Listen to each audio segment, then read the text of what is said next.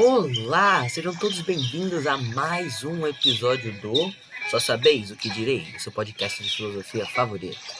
E hoje a gente vai tratar de um assunto muito fundamental para os nossos estudos. E esse assunto é os tipos de conhecimento. Tipo de conhecimento é a maneira que as pessoas interpretam o mundo e as coisas ao seu redor. E ele pode ser feito de várias maneiras. A primeira que eu vou tratar hoje é o senso comum. O senso comum ele é um conhecimento mais superficial, ingênuo e simples, e normalmente passado através da tradição oral. A gente pode ver ele acontecendo em coisas como crendices, superstições e simpatias. E um exemplo prático disso é a famosa manga com leite mata.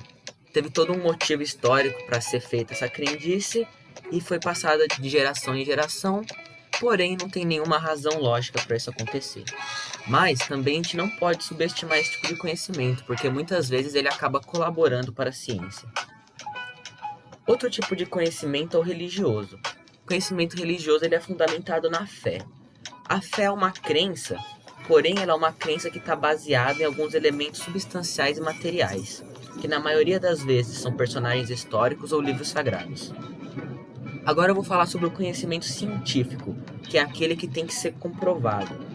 E para poder ser comprovado existe um método para isso.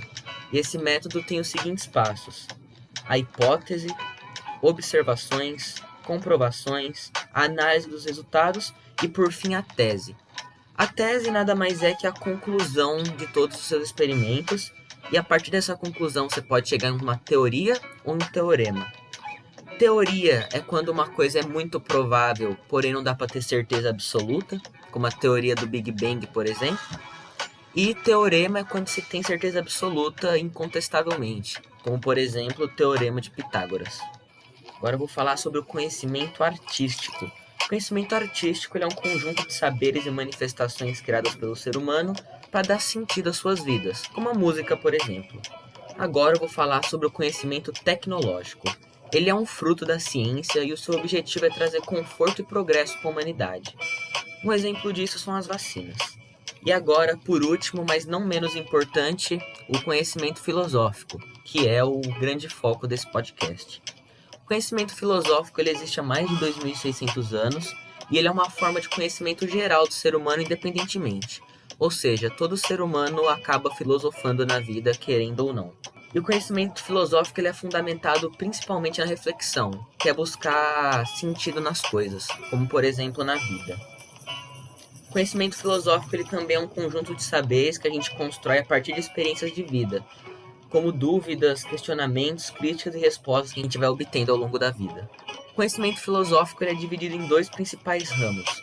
A filosofia de vida, que normalmente é aquela mais momentânea, a famosa filosofia de boteco, algo mais superficial, e tem a filosofia em si, que a gente pode chamar ela de atemporal, que ela é tão profunda que ela sempre vai ser aplicável na vida.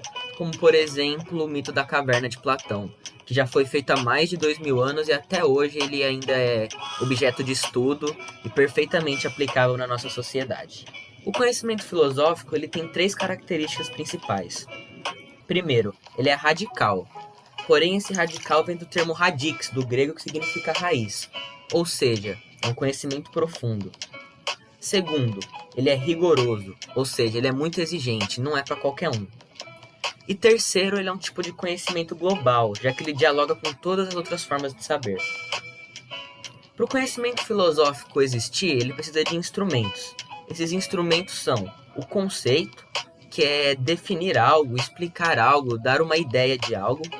A problematização, que é a gente discorrer sobre o problema para a gente poder entender ele melhor. A crítica, que ela pode ser tanto positiva como negativa, e ela nada mais é que uma opinião detalhada, uma visão pessoal do filósofo com base nos seus juízos de valores. E, por último, a reflexão, que vai ser um aprofundamento e a concepção de algo, ou seja, o fruto em si da filosofia.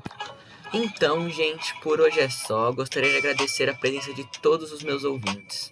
É isso aí, valeu, falou.